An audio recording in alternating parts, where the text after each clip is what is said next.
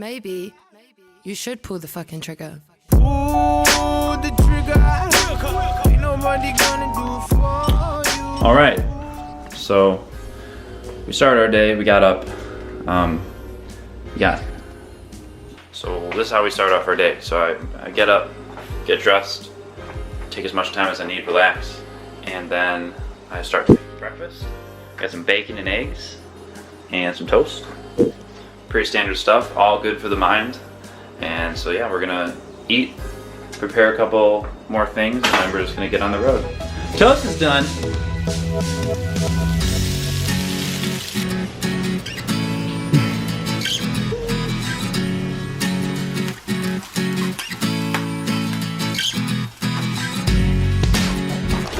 Here we go. Let's get it.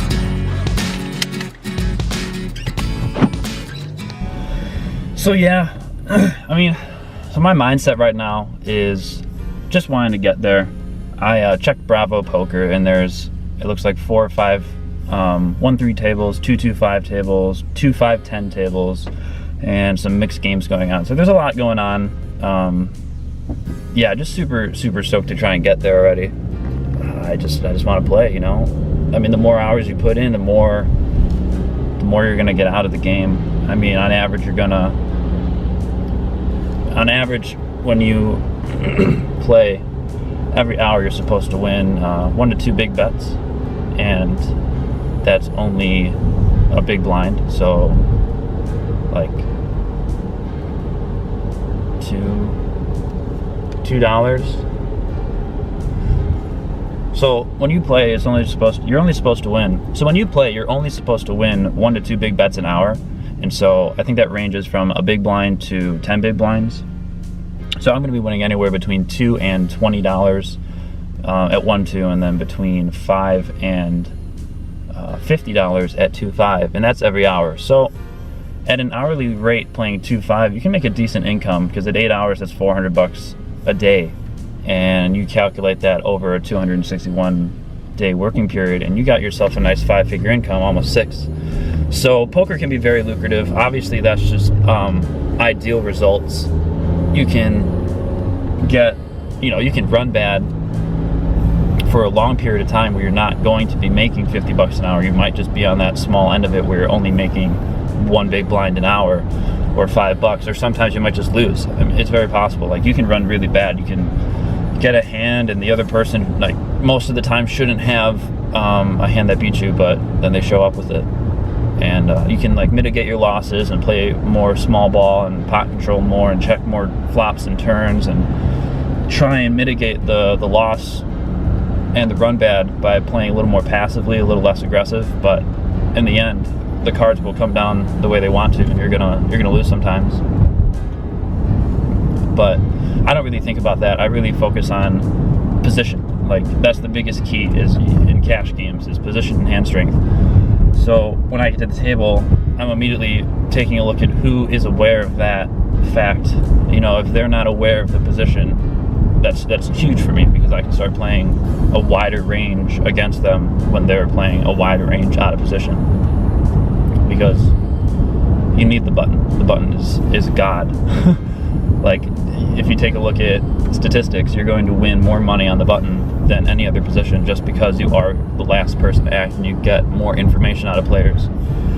And it's harder for them to play back at you when they are out of position, because if you place a bet pre-flop and they call and they're out of position, and they see a flop and they check to you, and then you bet, they're going to have to be in check call mode for the remainder of the hand, unless they decide to raise and take the aggression from you. But that's still risky, because you acted already, so they know what your strength is. And then if you go ahead and call their raise, they're gonna be at a weird spot on the turn unless they actually have it. So that's my thought process. But yeah, what I want to bring to the poker community and the world is to show that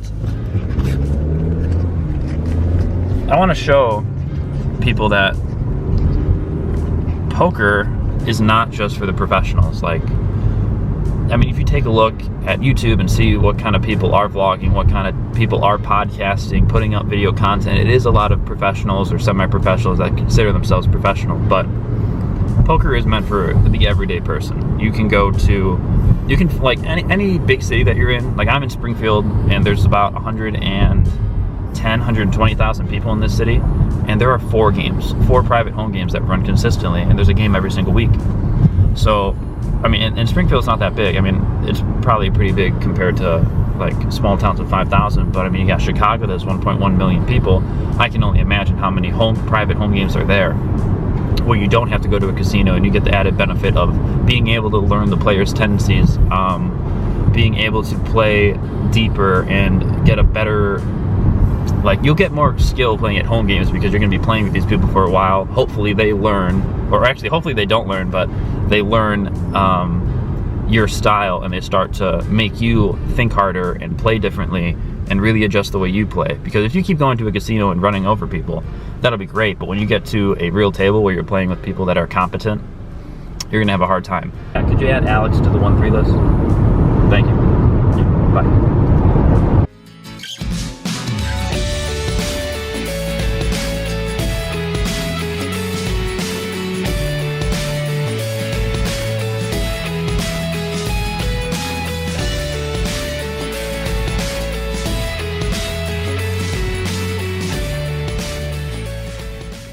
But yeah, what else do I hope to bring to the poker community is, so yeah, basically just a sense that anyone can play. It costs a decent amount of money to go and play live, and when you play live, I don't think that's something that any beginner player should start off on, because the stakes they're the lowest you can play, but they're pretty high for cash games. You have to buy in for minimum 50, sometimes minimum 100, and max of 200.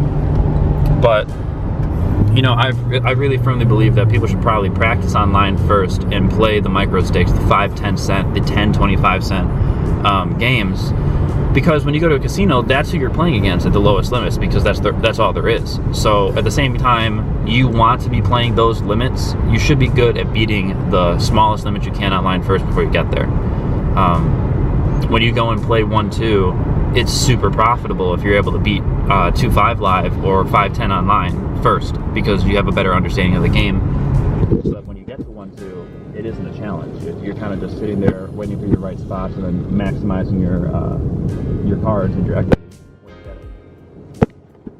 But I mean, a lot of people go to the casino, and like if you go to Vegas, right? Vegas is a big tourist hotspot. When you go to Vegas, a bunch of people are going there to have a good time. They're going there to gamble, right? When I sit down at a poker table, I'm going to this casino today to go play some poker. I'm not going there to gamble. I'm not going to play every single hand and hope to get lucky. I'm going there to play my A game, play the strategy that I know that works, and maximize my profits by doing that. I'm not going to go and play blackjack. I'm not going to go and play craps. I'm not going to go and play any slots, because I don't want to be a slot zombie, for one, and second, just your odds of winning are super low. So I'm going to play poker, and a lot of people get that confused. I think like mainstream society doesn't understand that poker is different than regular gambling, and I want to change that. So I mean, I'm gonna showcase some hands. I'm gonna showcase what it's like to play with people at a poker table, because it is a lot of fun. I've met just so many characters at the poker table. Like, you got people that are construction workers, you got doctors, you have lawyers, babysitters, professional clowns, everything. And the personalities just come to life at the card table, just because you really do get to see how people act in real life. Like, if they bluff and they're super nervous about it, that person's probably really nervous in life when it comes to lying or trying to cover something up. Yeah, I don't know, it adds complexity to a person's persona. But yeah, I love it. I like going to the table. I don't always introduce myself, but I'll probably say hi to the people next to me, and just get as much information from them as you can, because that will really help you out in your game. So, like, if I sit down and I take a look at my left, and there's what looks to me like a drug dealer, because he's got gold teeth, he's got a gold chain, he's got a gold watch, it's just, you know, iced out. that's the kind of guy that I think is going to play some big pockets. You know, he's got some money. He probably doesn't care too much. As opposed to, you know, if I look to my right and there's a guy that has a pocket protector and 6 pens in it and he's a neurologist, I'm not going to try and bluff that dude. Or I'm going to try and bluff him if he's too tight. But I'm not going to, like, that guy's probably a little tighter than most people, you know, just stereotypical default-based read. If I play with him a little more and I come to find out that he's actually crazy and wild aggressive, I'll change my game plan. But you can get a lot of basic tells from people right off the bat. And you can only do that in live poker. I hope to show people, or I really want to get more people involved in the poker community. I think a lot of people play every day, which is fine if they consider themselves a semi-professional or professional. But I really don't see it that way. I think anyone can really play poker. You just kind of have to take the time to, you know, spend some time learning, have a coach or a good friend that really understands the game and, like, is a winning player. Don't go to a person that, you know, plays and thinks he's winning and ends up losing 4 or 5 buy-ins every time because he got unlucky when he had top pair. You want to play with a person that truly understands the game, and a lot of it goes into cards. A lot of it is, you know, math-based percentages of what my hand is versus what his hand is potentially, and a lot of it is just also psychology. So if you can read people well, if you're good at picking up on micro expressions and picadillos, if you just are able to pick up on this stuff pretty easily because you're able to read people, you're very gregarious, you're a social person, you just have interacted with people often to know what they're thinking and what they're feeling in the moment, it's really beneficial to you. And so on the same coin, it's really good for someone to try and just play poker in general because they can get that knowledge, they can gain that understanding of people and just of life. Like poker to me is just a game. I think that there are a lot of things that cross over between life, poker, and other things in the world, but I think you can get a lot of good skill sets from poker. Like patience is a huge thing that I've come to learn by playing cards, because you're not going to get aces or kings or really strong hands every day. You know, there have been times where I haven't played, I didn't get aces or kings for a whole 9-hour session. You know, I just had like suited connectors and small pairs, and I just had to play them the best I can to turn a profit on them, which is still possible. It's just you're not going to make as much money as you do when you get those bigger hands. And yeah, I just think you learn patience, you learn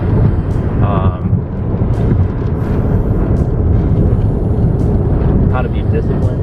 You learn how to be disciplined when you play poker, because you have to have a strategy that you stick with, right? If you play against a player and he's just beating you up, and raising you and betting into you, that's something you want to take a note on, but you don't necessarily have to call him down light the first time. You don't have to try and play back at him because it seems like he's making moves on you.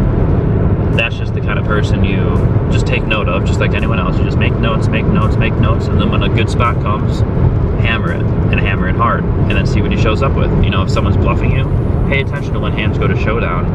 You don't necessarily have to be the one putting your money in. You could be watching him bluff another player, and then see what happens when it gets to the last card and all the money goes in, right? If that guy just turns over like king high, that's good to know. Next time you do have mid pair, you could probably call him down, but you have to really get a good assessment of people. So yeah, that's just my basic, I guess maybe intermediate view on poker. I just like the game. It's a lot of fun. It's a great way to pass time.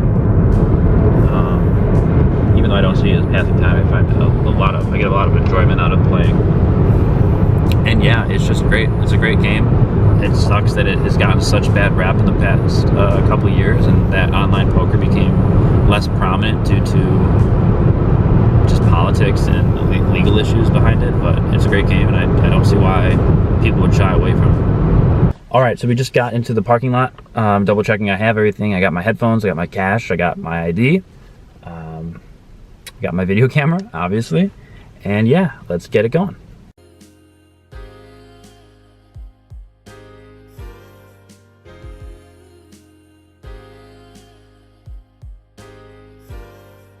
currently in for 600, sitting at 300 bucks at the table, so 2 buy-ins.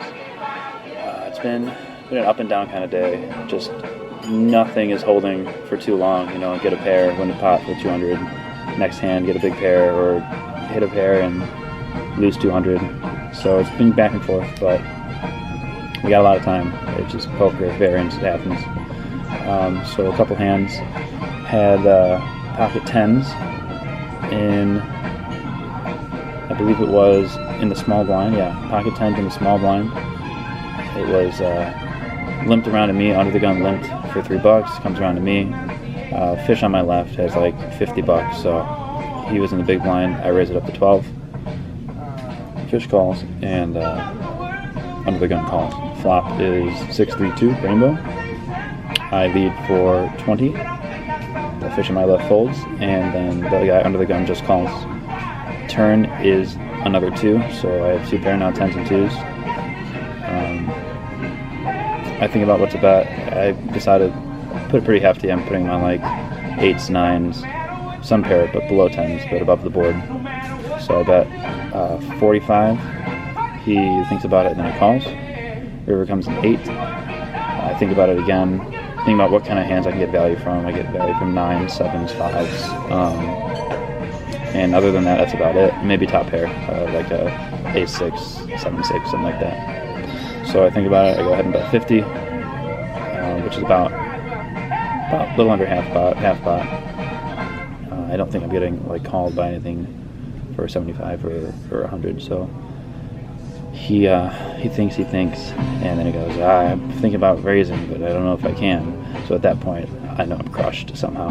And he just calls. He goes, I got a set or a boat, and I'm like, why didn't you raise? He's like, I don't know, I thought you could have like quads or something. So, I mean, the people I'm playing with don't really think, but yeah, that sucked. That was like a $150 just giveaway, just because he rivered a set, so that was unfortunate.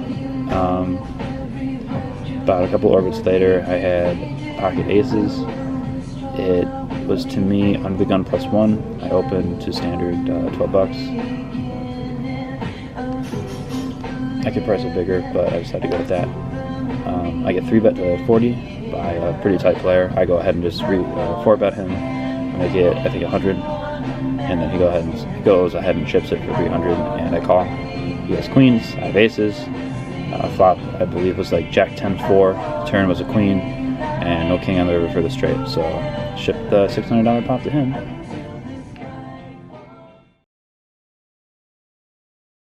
So we're back home on Monday, and it's right after work.